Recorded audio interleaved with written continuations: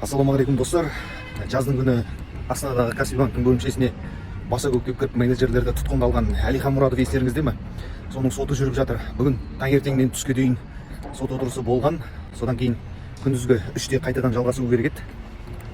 Соттың өзі 5-тен өте келіп сотты бастады. Бастағанда қалай жазда болған оқиғалардың барлығын естеріне түсіру үшін бейнебақылау камерасында жазылған видеоларды көре бастады. Тіпті айыпталушы, сотталушы отыратын жерге видео көрінбей жатыр деп, ол кісіні куәгерлер отыратын жерге алып келіп, оған видеоны көрсетті. 2 сағатқа жетпейтін уақыт бойы бұның барлығы жазда болған оқиғаны көрді, тексерді. Әлиханның өзі, мен мына жерде былай істегем, ана қызметкерді осы мойнынан қылқындырып алып, сыртқа шығардым деген секілділердің барлығын өзі айтып, түсіндіріп, көрсетіп отырды. Сонымен сотыдан соңғы сөзіңді айтасың ба дегенде, ол бейнебақылау камерасындағы видеоны тағы да бір қайталап көруім керек деп кетіп қалды.